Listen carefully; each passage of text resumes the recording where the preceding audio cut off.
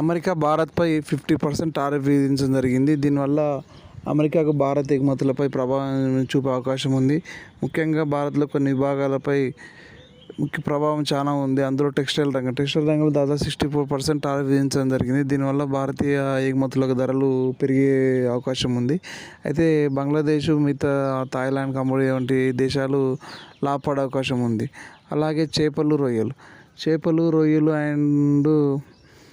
రొయ్యలు ఈ భాగంపై కూడా ఎక్కువ ప్రభావం చూపే అవకాశం ఉంది. ఆంధ్రప్రదేశ్ ప్రాంతంలో రొయ్యల ఫామ్స్ ఎక్కువ ఉన్నాయి. ప్రాసెసింగ్ యూనిట్స్ ఎక్కువ ఉన్నాయి. దీనిపైన ప్రభావం కూడా చూపించే అవకాశం ఉంది. రేట్లు పెరిగి అండ్ వజ్రాలు, ఆభరణాలు ఈ భాగం కూడా ఎఫెక్ట్ ఉంది. భారత్ ఈ భాగంలో చాలా మంచి పొజిషన్లో ఉంది. నెంబర్ 1, 2 పొజిషన్లో ఉంది. అయితే గుజరాత్లో, సూరత్లో డైమండ్ కటింగ్ బిజినెస్పై దాదాపు కొన్ని లక్షల మంది ఆధారపడ్డారు. ఈ రంగంపై కూడా ప్రభావం చూపించే అవకాశం ఉంది. అలాగే ఆటోమొబైల్ రంగంలో అమెరికాకు విడిభాగాలు సప్లై చేస్తుంటారు ఇండియా నుంచి. అయితే ఈ భాగంలో కూడా ఎఫెక్ట్ అయ్యే అవకాశం ఉంది. అయితే ఇంతగానో ట్రంప్ టారిఫ్ విధించడానికి ముఖ్య కారణం ఏంటంటే ఇండియా, రష్యా నుంచి ఆయిల్ దిగుమతి చేసుకోవడం తగ్గించాలని అమెరికా భారత్పై ఒత్తిడి తెస్తుంది. కానీ భారత్ వెనుకడుగు వేయట్లేదు. అలాగే ఇండియాలో ఉన్న డైరీ రంగంపై కూడా అమెరికా ఆశపడుతుంది.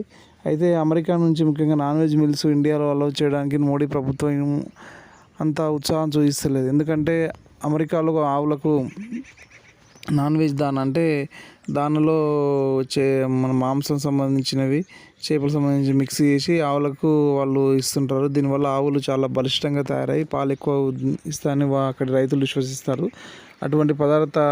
అటువంటి ఆవులు ఇచ్చిన పాలని ఇండియాకు దిగుమతి చేసుకోవడం నరేంద్ర మోడీ ప్రభుత్వం ఇష్టపడలేదు. ఎందుకంటే భారతదేశంలో 30% మంది పూర్తిగా శాకాహారాలు.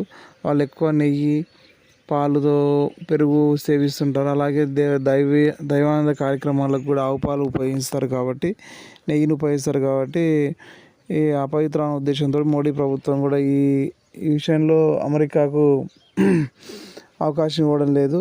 ఏదేమైనా సరే టారిఫ్ల విషయంలో అమెరికా కొద్దిగా వెనకడుగు వేస్తే ఎంతో మంచిది. ఎందుకంటే ఈ పోటీ ప్రపంచ యుద్ధంలో ఒకరికొకరు సహకరించుకుంటూనే అందరము ముందుకెళ్ళగలుగుతాము. అలాగే భారత్లో కొన్ని విభిన్న స్వరాలు వినబడుతున్నాయి. మనం పోటాపోటీగా కూడా అమెరికాపై టారిఫ్లు విధించాలని కొందరు వ్యక్తం చేస్తున్నారు. కాకపోతే నరేంద్ర మోడీ ప్రభుత్వం వేచి చూసే ధోరణిలో ఉంది.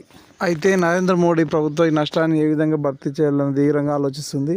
అయితే ఈ నష్టం నుంచి బయటపడాలంటే ముఖ్యంగా మనం కొత్త మార్కెట్ అన్వేషించాలి. కొత్త మార్కెట్ వేరే దేశాలకు ఎక్స్పోర్ట్ చేసే విధంగా దాదాపు ప్రపంచంలో 220 దేశాలు ఉన్నాయి. ఆ దేశాల్లో మన ఎగుమతులను ఎక్కువ మొత్తంలో పంపిస్తే బాగుంటుందని అభిప్రాయం.